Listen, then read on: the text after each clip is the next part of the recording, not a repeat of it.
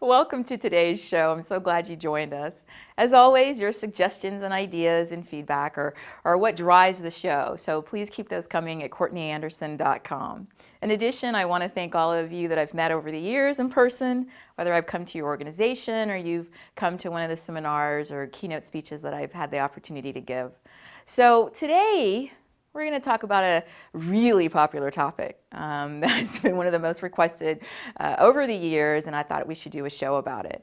And it has to do with that very special group of people, so special, who decide that they're not content with just working and doing their best. They want to go a little bit further. And so they are the ones who are brave enough to step out and to actually request additional responsibility. And I'm talking about managers and supervisors. So first of all, it's fantastic for those of you who step forward and say, I want to lead. It's awesome. And I know that many of you do that because it's very glamorous. It's glamorous. It's also so known that everybody who's a manager, supervisor, or shift lead, that you're rich. That's where the big bucks are. It's where the money goes, to the leadership. So this is a very popular topic, and the topic is, if my title says manager, why do I feel like a babysitter? That's the topic that we've talked about. So come join me and let's look a little further into this issue. As we already know, people are either asked or invited to be a supervisor or a leader. And I want to clarify from the outset that no one should ever feel forced or compelled to have to be a supervisor or a leader. If you don't want to be the lead, if you don't want to take a supervisory position, don't do it. And let's be really honest. Let's look at some of the business theory and statistics in this area. The majority of working adults do not want to be a supervisor or a manager. And survey after survey, it's absolutely consistent. They don't want to do it. And it makes sense because with the leadership in the supervisory position comes responsibility. And in addition, here's the good part. The supervisor or leader isn't just responsible for their own actions, words, and behavior, but they actually are legally responsible for the actions of the people that they supervise. A supervisor can be held liable in some settings for the actions of their subordinates and team members. So that's a big, big, big risk. So when we look at this idea of being a supervisor, the reality is that you should either be invited or selected, and you should want to do it. If you don't want to be a supervisor or a leader, that's absolutely acceptable and not necessarily anything to be ashamed of. In fact, lots and lots and lots of people, the majority of working adults, go their entire career without taking one of these positions. For those of you who do desire to be a supervisor or a leader, one, we have to be aware of the consequences of those actions. So the supervisor is what's legally called an agent. They're an agent of the employer, of the organization. And so what they say and do in their capacity as supervisor is imputed. It actually is going to go back to the employer. So that means if you're an agent or a supervisor and it's holiday time, my favorite time of year is holiday time. At the end of the year, it's holiday time, and so many wonderful things happen. Of course, we've got the winter holidays, and we've got religious and cultural holidays, and people give gifts. I mean, it's, shopping is in the air. It's awesome. So if you choose to be a supervisor or leader and it's holiday time, many organizations have either specifically sanctioned on-site work parties and celebrations, holiday parties, which are great.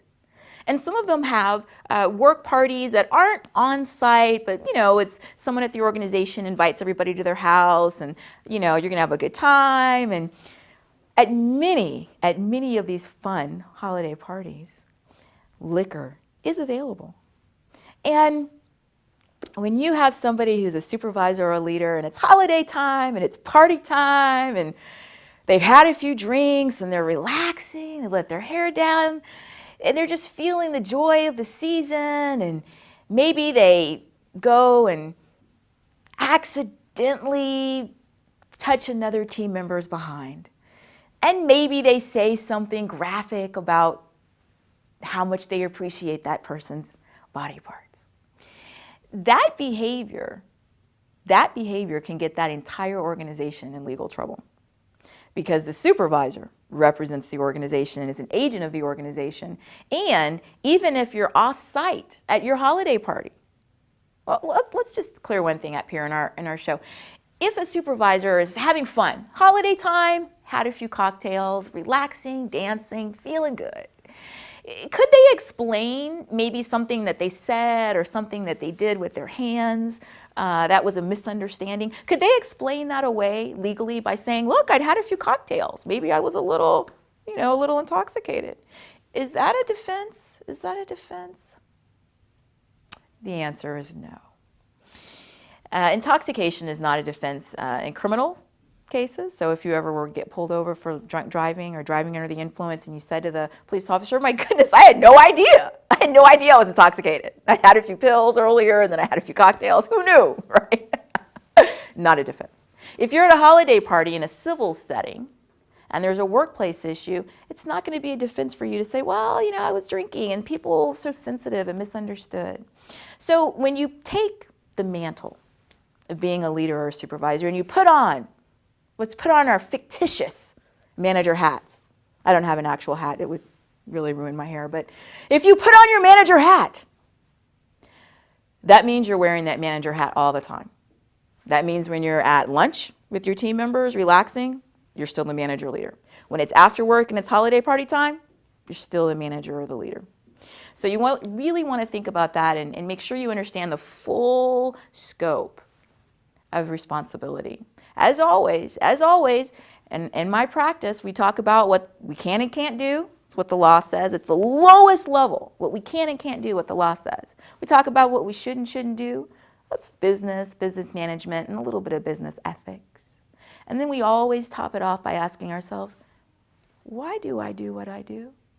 And that's where we talk about personal empowerment and some of the psychology behind these issues. So our topic is, my title says manager, why do I feel like a babysitter? The first part of that, and I think one that we really want to take a moment to think about, hiring.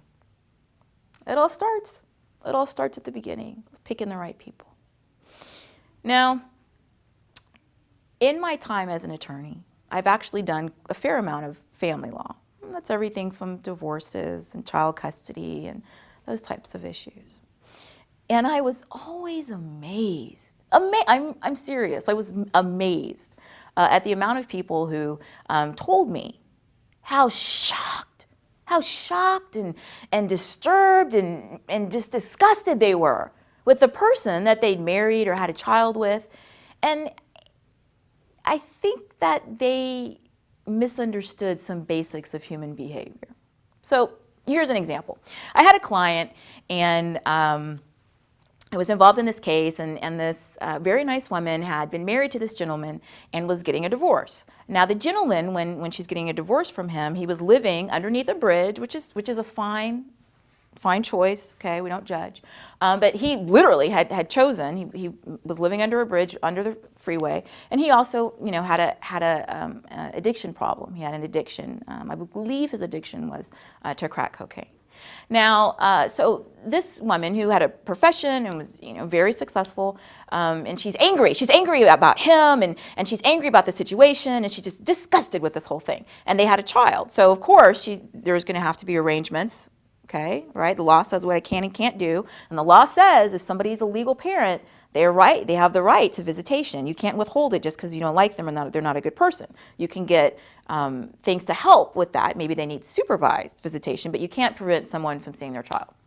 So I'm working and I'm listening, and I just asked a question. I just said, now you're telling me about how horrible this is, about this situation and this person, and I feel, wow. And I said, what was he doing when you met him? And she looks at me, she says, well, he was living he was living under a bridge, you know, a little bit further down the freeway. And so I said, so when you met him, he had these exact same challenges he has now. And pretty much, yeah. But then she went into this long story about how he was going to change, and he promised he would change. And she'd helped him. She'd helped him, you know, get his skills for a really good job as a chef, and she'd done all these things for him, and they had a nice home together, you know, and they had a family, and, you know, now there he is again under the bridge. And in the interest, of course, of time, you know, for our show here today, you get what you pay for. If you went and acquired a relationship with somebody and they had issues that you were aware of and cognizant of, and then you turn around later and you're indignant and you're shocked and you're surprised and it's unbelievable that they're like this, that's us not being pragmatic and not being honest with ourselves. If this very nice woman met the gentleman and he had these issues, then it's not a surprise that later he had these issues. Now, can he change? Absolutely. May he change? He may have. I don't know what he's doing right now. People have the ability to reinvent themselves and do amazing things with their lives. Yet, when we're entering into a relationship, whether it's marriage or deciding to have a family together or hiring someone, we need to pay a lot of attention to the acquisition stage. If you know that certain issues are a challenge for you or your organization, don't hire people with those issues. If you hire somebody, just like if you marry somebody, you chose them. Now, can you get out of a marriage? Absolutely, totally, of course you can. Can you get out of a hiring situation where you're the manager and you feel like a babysitter? Of course you can. Of course you can. Of course you can. Is it going to take a little bit of time? Mm-hmm. Might it cost some money? Mm-hmm. Will it cause you a little bit of stress? Yeah. Is it better to pick somebody who's not the best fit and then try to make them work? Or would it be better to spend more time going and searching to find the best candidate who's the best fit? I'm going to argue that it would be better to spend more time on the front end of this process trying to find the right person, the right fit. And you may have to wait a little bit longer. You may have to, have some frustration while you're waiting to find that right employee. But it's better to wait for the right person than it is to take just sort of, they're here, I'll just take them and I can fix them. You might be able to fix them. I know there are many of you watching this who will send me emails and tell me, and we've talked in person at my events, and say, I have a story, I fixed them. Congratulations. It really is fantastic. It may happen. But more likely than not, it will not happen. Because people who change almost universally do it for their own internal reasons. Now, could you be an influence? Sure. Is it guaranteed? No. Is it a lot of work and high risk? Yes. So when you ask yourself, if I'm a manager, why do I feel like a babysitter? My first part of the solution for this is that you've not hired the right people. Now, some of you are thinking, well, but I don't hire. That's the hiring department. HR does that. I'm stuck with who they send me. This is beyond my control. I hear you. I absolutely do. Then I'm directing my comments to your HR department. You've hired the wrong people. And now you've stuck this poor manager with him. He's going to have to try to figure out what to do about it.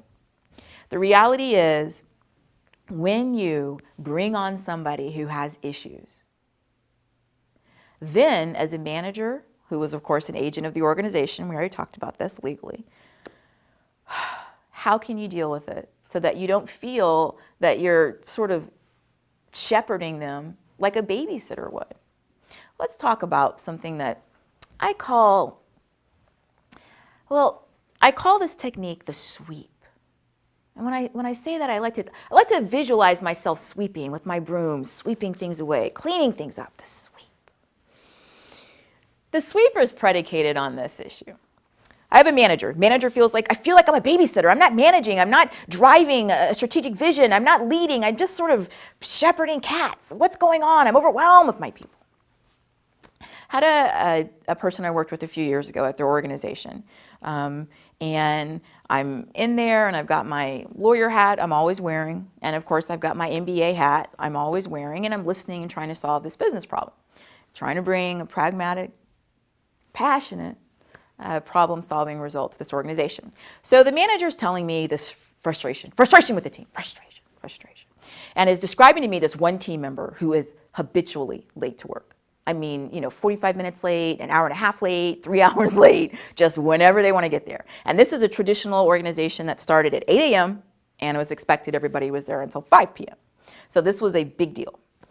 So I'm listening and I'm listening and I'm listening, and I come up with immediately my answer. So for those of us who've met, you know my answer. Anytime anybody tells me a situation and then asks, why do they do this? The foundation of my answer is always two parts. The first part is, why do they do it? One, they do it because they want to. And the second part is, they do it because they're allowed to. So why do they do it? Because they want to and because they're allowed to. Now that's the answer. What can we control in that scenario? One, we really want to work with hiring departments to ensure that they understand how crucial, and there's so much study and business case information out there. I teach it in my graduate classes about hiring and how important it is. So that is the first part. Once you're beyond that, though, if you have somebody like this person did who's habitually late. So the manager is asking me, oh, what can I do? What can I do? What can I do? The first thing that the manager tried to do was something that I see a lot of people try. The manager calls everybody together. Everybody says we're having an all hands on meeting, having a big meeting. Okay, great. And so this manager gets up, and this manager had a memo, I believe. So the manager has the memo, the manager has everybody in there, right? Away from their tasks, sitting there listening. And the manager's sort of reading this memo, and the manager is saying, and says to everybody, I just want to remind everyone of how imperative attendance and timeliness is. This is a requirement that people are timely to work. Now the manager explained to me that she believed in her heart that the one person, we'll call that person Rebecca. That Rebecca's the one who's late all the time. The manager said that since Rebecca was in the room, that Rebecca would hear the manager saying, and I want to remind everyone about being on time and attendance, okay? And that Rebecca would hear it, and Rebecca would think, oh my goodness, she's talking to me. She's telling me that I'm the one that's late. Oh my gosh, I'm going to get to work early every day from now on. That's what the manager seriously, basically believed, that Rebecca would just sort of get that information, absorb it, and then change. Here is more likely what Rebecca would do. If Rebecca was in the meeting, because she's usually late, remember. If Rebecca did show up for the meeting, most likely if Rebecca was listening, because remember, just because someone's physically present doesn't mean they're actually mentally tuned in or paying any attention. But if Rebecca had actually heard the words about the timeliness and attendance, most likely Rebecca would have thought something like this. Oh my goodness, I wonder who she's talking about. Who could be late? Somebody sure is late. I don't know who that is. Glad it's not me. I'm not exaggerating. The person who has the issues honestly doesn't believe they have the issues. That's why when a manager goes to coach them or document it or discipline them, the person gets defensive and gets very upset. And here's the reason why. There's two parts why they do what they do. Because they want to, one, and number two, because they're allowed to. And there's something that companies do that reinforces part two. Part two is because they're allowed to, right? There's something that people are given, and every time they get this, it's a sign to them. It is a tangible, concrete sign to them. I am awesome. I am doing exactly what I'm supposed to. And that thing is their pay. So every time Rebecca got paid, every direct deposit, every single time, she thought to herself, see, I'm doing my job. Otherwise, they would have fired me. So that tells her, not just are they allowing it, they're rewarding her behavior. So as long as that goes on, Rebecca's not going to change. And those sort of vague meetings, some people send company-wide emails, they're just sort of hoping that the person who's the challenge gets the message. It doesn't work. It doesn't work. They don't realize that they're a problem. They think they're awesome. I guarantee when you go to talk to them, they'll tell you they're the hardest worker in the whole office. They always believe that. They always believe it. So the sweep is where the manager just takes Rebecca and thinks, I just have to get rid of Rebecca. Rebecca's my problem. That's what's causing all my other issues with morale and my other team members. And so they just sweep Rebecca. They just move Rebecca to a different department or to a different shift or to a different area. Nothing has been solved. Nothing. Rebecca's still rewarded with her payday. Now another manager is going to have that challenge. Unbelievable behavior. Not problem solving.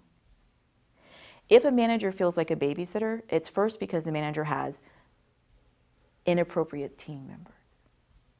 The manager can either work to help change the behavior of those team members through coaching, discipline, documentation, or the manager is going to have to accept the situation and confront those team members. If that team member will not change their behavior, then at some point, that manager and leader is going to have to make a decision that they're not going to be able to stay and continue to behave in that way. That's the hard part.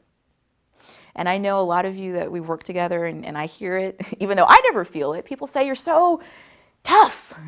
I don't think I am. I just think I'm realistic and I'm pragmatic, and I understand. So you shouldn't have to feel like a babysitter. If you do, there's some solutions all the way through that process that can be employed. As always, come to the website where there's lots of companion content that goes in a little bit more detail on these issues. But management should be really an enjoyable experience. It's a wonderful thing to be entrusted with leadership. I thank you so much for joining us today, and have a great day.